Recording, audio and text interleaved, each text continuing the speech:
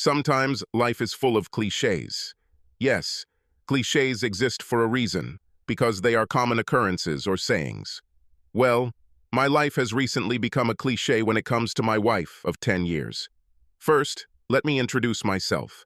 My name is Martin Baxter, and I run my own salsa business here in Santa Barbara, California. I have at my disposal every type of Mexican, Central, and South American pepper known to man. I even recently started making habanero salsa. People like it, but in very small doses. It also seems to be very popular in colleges as part of hazing. Some of my best buyers for really cool stuff are fraternities. Go figure it out. I have always loved spicy food, so it was natural that I got into this business. As for how my wife fits into some of life's cliches, Cindy has become distant lately. Yes, I know. Anyway, now I know. And this is another cliche. When we got married 10 years ago, we were both madly in love with each other. I had just gotten out of the military and was opening my first salsa store. I saved quite a bit of my money and signed up for a few online cooking classes while I was at home. That kept me sane in Afghanistan for that first year, and then I got out and was ready to go into some business. Back then, before the recession caused by the widespread bursting of the housing bubble, getting a loan was easy. But even today, my salsa business, Baxter's Burner, is still thriving. The problem, however, is not my business, as you can probably guess. No, the problem was my wife and the fact that she cheated on me. The way I found out about it was a big cliche. Well, not quite. The most common cliche is to come home early and find them in bed together. No, the second big cliche is walking away, forgetting something, then coming back and overhearing a conversation about them getting together while I was busy at work and our son was at school. Yes, we have a child together, Brian Baxter, named after Cindy's father. Oh, and before you ask, yes, he's mine. I know he is mine because he was conceived on our honeymoon, and we were together every moment of every day alone on her father's yacht. Also, I gave him a DNA test after I found out about her and the asshole she was having sex with on the side. The way it all happened was another cliche. I forgot my laptop, which had my ready-made formula for the new singed salsa. Yes, I know. Not too original, but the fact that it was the purest habanero you can get in paste form was something. Of course, we added other elements to it along the way. But I was planning on putting together the first batch that day. I needed this laptop, and I went back as quietly and quickly as I could to pick it up. As I entered my den, I heard her walking down the hallway and talking on the phone. Of course, I could only hear half of her conversation. "Hello, sexy?" "Yes." This idiot went to work. Chuckles. "Yeah, don't worry. Today you will get something he never had."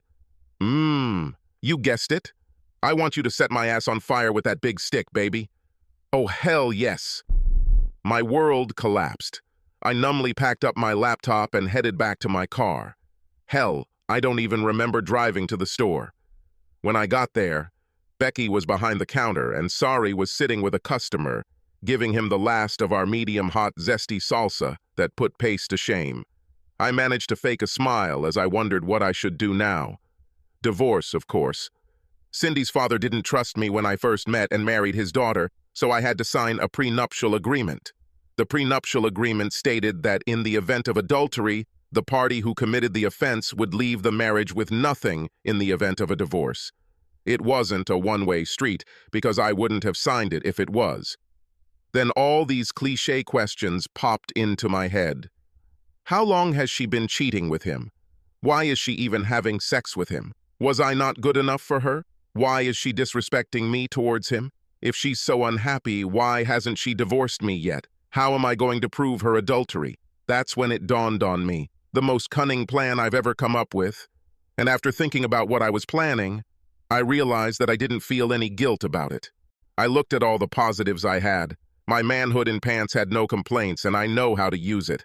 I've lived long enough to know the difference between a fake climax and a real one, and Cindy hasn't faked it even once in the 10 years we've been married.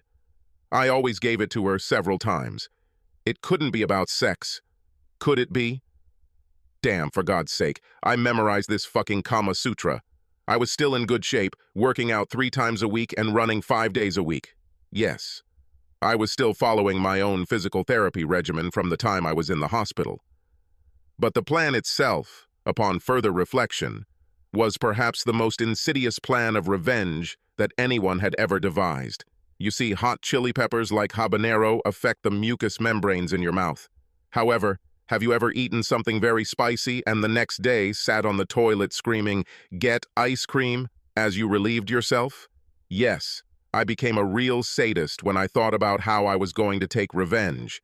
What I had in mind should have provided a very fun time, at least for me. Now I just needed a delivery system. I prepared a small batch in record time and invited the girls to try it. Each of them had to fan her mouth and eat a lot of bread to put out the fire. They both then enthusiastically gave me thumbs up for my efforts. However, I still needed a delivery system. The day passed quickly, and although I always enjoyed interacting with the young ladies I hired, I headed home early. I stopped by my lawyer's office and asked him to draw up divorce papers citing adultery as the reason. I told him that in a day or two, I would have some evidence.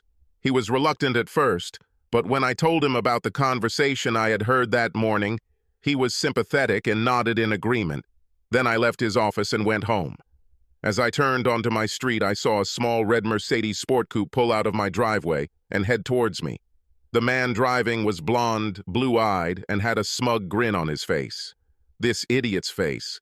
I recognized him as a guy from one of Cindy's social events we went to. He always asked her to dance, and she always agreed to these dances. Now I know why. My anger rose again, and I was more than ready to put my plan into action. The hardest part was acting normal when I got home. I wasn't going to show my cards to this bitch before I could play. I took a deep breath, then went inside.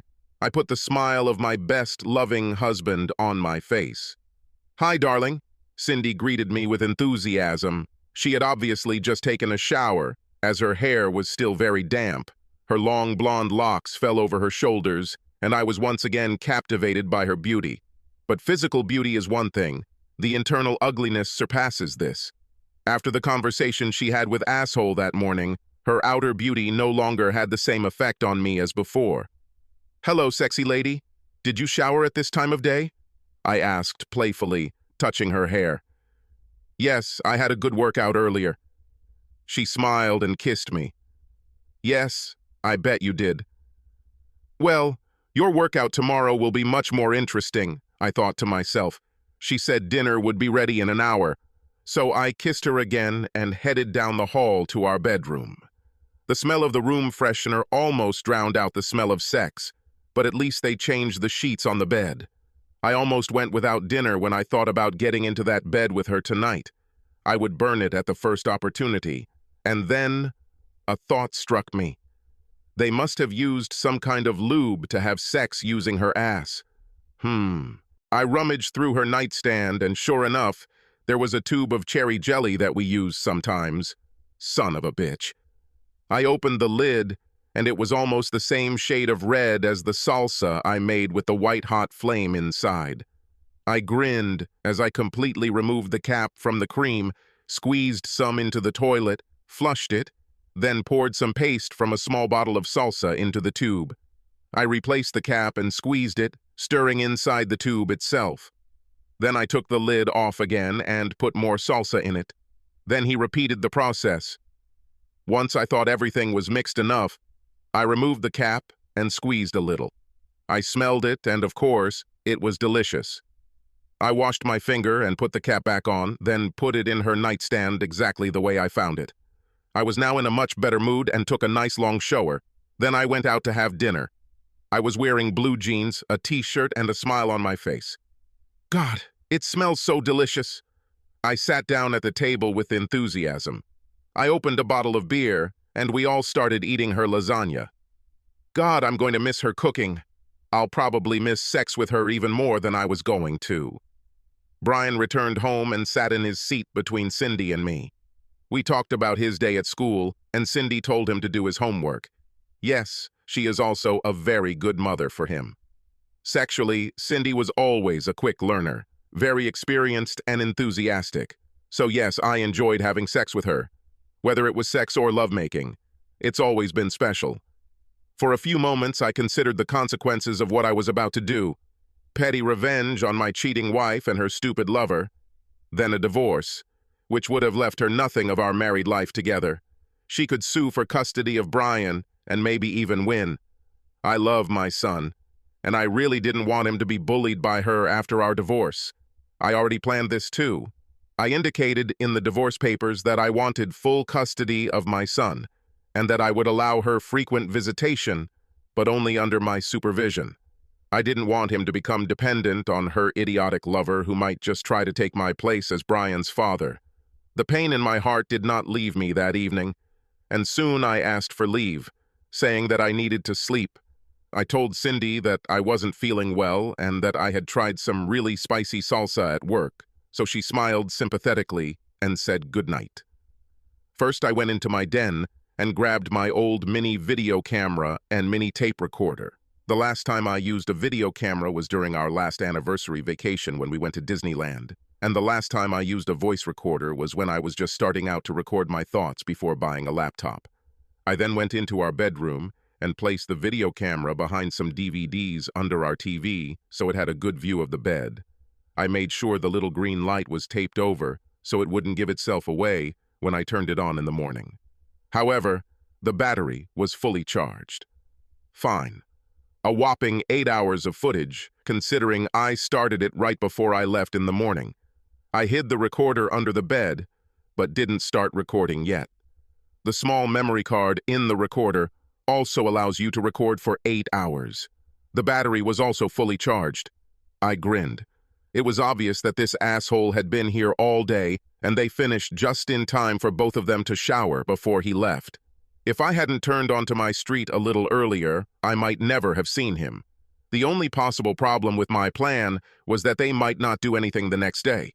Well, if not, then I would continue in the same vein until I caught them in the act. I then used my cell phone to call Becky. I told her I was going to take a few days off, but if Cindy called, to tell her I was in a meeting with a client. Then I explained the situation, but only that I was trying to catch them red-handed, and she said, "No problem, boss." Becky is a good person, and she knows that I would never cheat on Cindy. She also has stunning Puerto Rican heritage. She has been working in the store for 5 years and knows a lot about running a business. Sleep lasted a long time that night. I kept thinking about what might happen in the morning or what might happen in a few days. From the way she was talking to him, they had been having sex for a while now. I've already figured out what to do in the morning and every morning after that, if it comes to that. After I turn on the camera and recorder, I sneak out of the house, drive around the alley behind our house and drive through the gate in the alley directly under our bedroom window. From this vantage point, I could hear everything that was going on. I sneak in a cooler outside with snacks, beer, and soda. One of those great coolers that will keep you cold for days as long as the battery is charged. I finally fell asleep, praying that something would happen sooner rather than later. I woke up the next morning and got dressed as usual. I waited until Cindy took a shower, then turned on the camera and recorder and left the house as usual. It didn't take me long to walk around the back of the house and slip inside through the gate in the alley. I left my car there as I hoped to only be there for a short time. After Cindy sent Brian to school, she was on the phone again. She invited him back to her place, and based on her confirmation, he would be there in 20 minutes. I grinned. I made sure that I would not be seen through the window, neither by this asshole, nor by my cheating slut, nor by the camera, which had an amazing view of the room. I stopped at the nearest pharmacy around the corner from our house and bought a new tube of cherry jelly, which was Cindy's favorite. It was a flash of inspiration to cover my tracks, just in case. I returned home 10 minutes later, and within 15 minutes I was sitting under my bedroom window with 5 minutes to spare. Then I sat under the window, opened the refrigerator, and pulled out a ham and Swiss cheese sandwich and a cold microbrewery ale.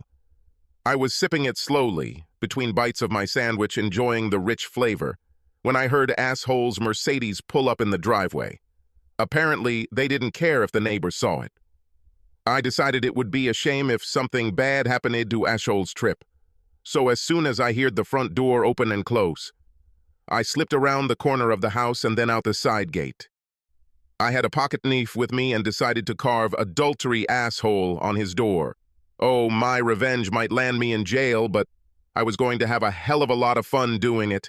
I tried the handle of his door, and lo and behold, this arrogant idiot left it unlocked. Well, we lived in a nice area, and nothing bad happened during the day. I checked his glove compartment and found his registration card and insurance. John Lawson. Now, asshole had a name, but I was going to keep calling him Asshole. It was easier to remember. I took his registration card and insurance and put them in my pocket. Then I decided it would be really fun to trim his valve stems a little, so I sawed them halfway. I heard the screams start and called Paul, my lawyer, and told him the game was on. I let him know that the evidence would be ready in a couple of hours at most, and that he would prepare the trial and name Mr. John Lawson on the divorce papers for adultery. Then I slipped back into the backyard and heard them screaming in pain from the hottest salsa on earth through the window, which, figuratively speaking, set their butts on fire. I sat down under the window and took a sip of some more ale. I let a wicked grin cross my face, and I had to stifle my laughter as they tried to figure out what was going on. "Oh God, why is my man instrument burning?" "Your instrument? My ass is on fire. Damn it, how it pains! Ah!" Finally, I got up and decided to go inside. Oh shit, I think I forgot my laptop again. I went and drove my car back into the driveway, then went inside to find the asshole and the slut writhing in agony as they tried like crazy to get into the shower and douse themselves with cold water to put out the fire. Approaching the bathroom door, I gathered all my anger together. "What the hell is going on here?" I roared. This picture was priceless. The asshole had a big tool. Very big. Probably at least 25 centimeters. She was also red and swollen due to the salsa getting into her private area. He was uncircumcised, and the salsa got under his foreskin. I felt some very deep satisfaction at this turn of events. Then I looked at my wife, whose butt and beyond were crimson red from the irritation and intense burning caused by the 450,000 hot pepper jelly. "Oh my God, Marty!" she screamed, and then squealed in pain. "Please, Marty, I am so sorry." She squealed again, and the asshole also begged not to harm him. I kept a learned mask of anger and distrust on my face. I stepped forward and delivered a hell of a punch to asshole's jaw, sending him flying back into the wall of the shower stall. Then I delivered several brutal blows to the groin area. At this point, I took out my cell phone and called 911.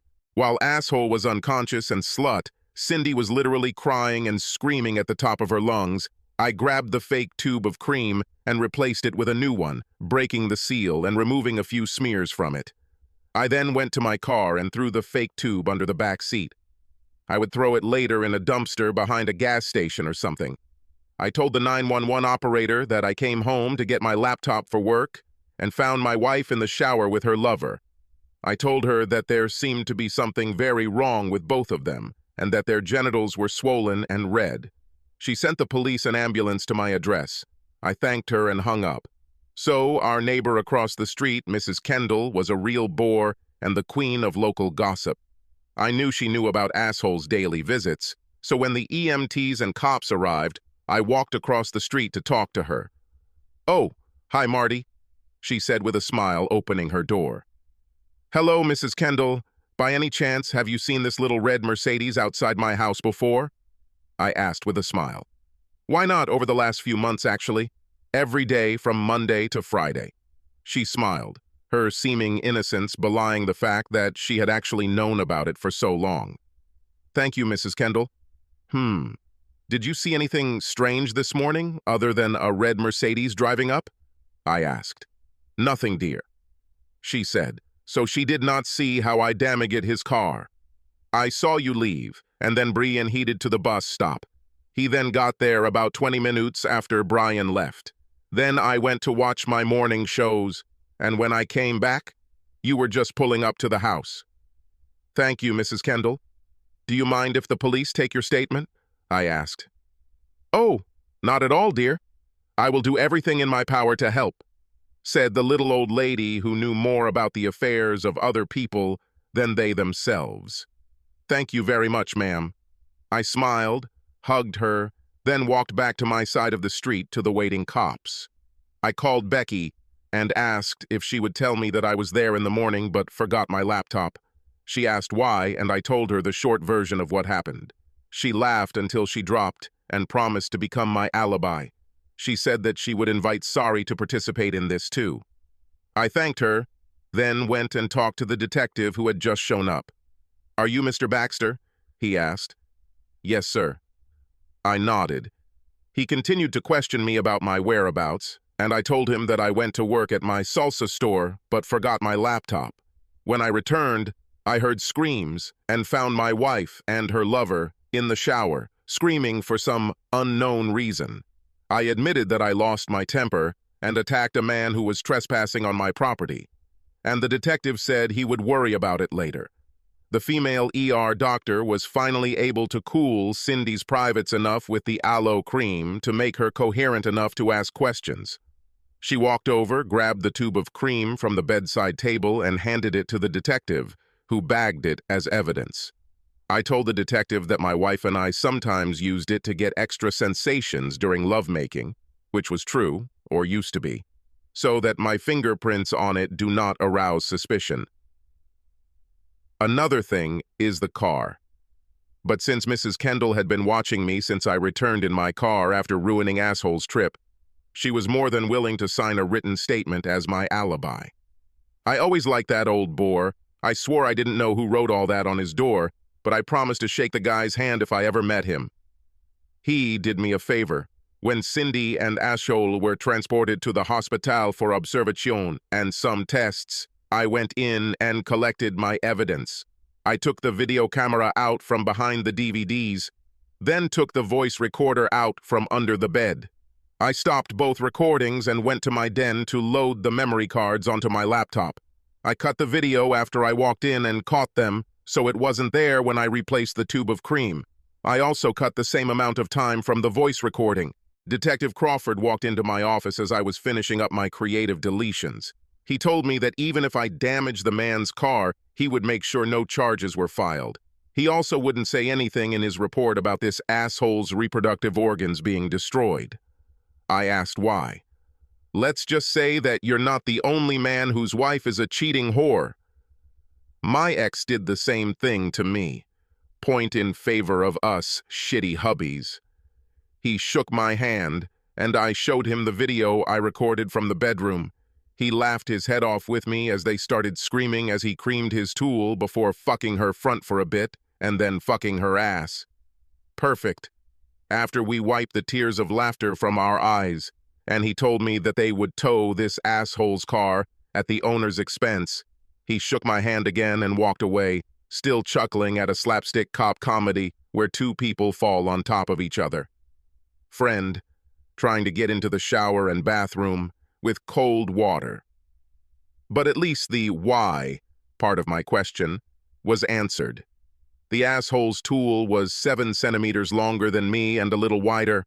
I never thought Cindy was a size queen, but damn, she wanted something more, and it was just starting to cost her. I called Paul and asked him to send process servers to the Santa Barbara hospital where Cindy and Asshole were taken. I then emailed him evidence of the affair and told him to get a copy of Mrs. Kendall's police statement. He told me he would do so, and I sat back in my chair. I waited for Brian to come home. Now comes the real moral quandary. What should I tell my 9-year-old son about why his mom is in the hospital? I sighed and came up with a plan that wouldn't tarnish her too much. I decided to tell him that mom had a problem with wanting other men besides me, and it wasn't good. I would drill this into my son's head so he wouldn't end up thinking it's okay for women to not sleep with their husbands. Then I remembered how I had overheard their conversation the previous morning and started laughing again. It just occurred to me that she gave me an idea on how to carry out my revenge. "I want you to set my ass on fire with that big stick, baby." Yes, those were her words. Well, her wish came true. An hour passed when the hospital called me on my mobile. "Hello?" I said. "Marty, that would be my loving wife, aka Cindy the slut." Her voice sounded angry. "Oh, hi," I said. "I assume the process servers found you and your ass? Oh, and a jerk too?" I grinned. "Fuck you. I don't know what you did to me, but I swear to God I'm going to press charges against your little ass," she screamed. "What the hell are you talking about, slut?" I shouted back, going on the offensive. "I came home to pick up my laptop and found you in the shower with some asshole who obviously had a crush on you. I don't know what the fuck you think I did, but I just found out about it this morning. And now, the marriage contract has come into force, bitch. Don't come home. Brian will live with me, and you won't get a damn thing in the divorce after my testimony is accepted in court. You're lucky I'll let you visit your son, but I will not let you make him think a cheating bitch wife is okay." This took the wind out of her sails. You wouldn't. You won't tell him what I did, will you?" "Damn right, I'll do it. Why not? He deserves to know what the hell his mother is like." I yelled at her some more. "Damn slut, how many were there? Is Brian even my son? If not, you tell me who the father is, and I will sue him to return child support for raising his bastard." "No, Brian is your son," she said in a quiet voice. "Well, you'll excuse me if I run a DNA test on that," I said, not bothering to hide my anger. Then she started to really cry, and every sob was music to my ears. Wow, I was turning into a real bastard. But then I had a reason. Just because I wasn't going to be a laughingstock anymore. That honor would go to Mr. Asshole. When Brian returned home, I relented a little and gave him only the minimum information he needed. I turned it into an object lesson in infidelity by telling him that bad things happen to adulterers. In time, Mom would be okay, but she would no longer live with us. He hugged me and said that he loved us both but did not want to live with a grown man. I couldn't help but smile at his incorrect pronunciation. Well, there's not much else to tell, except that the divorce went off without a hitch. I talked to Cindy's father about what happened and told him what I did. He laughed so hard I thought the old man was going to have a heart attack. Cindy eventually made a full recovery, but she never ate salsa again, as far as I know. John Asshole Lawson ended up having both of his damaged reproductive organs removed. The official police report stated that it was an accident because he slipped in the shower and hit a bar of soap. I grinned at this. Good old Detective Crawford.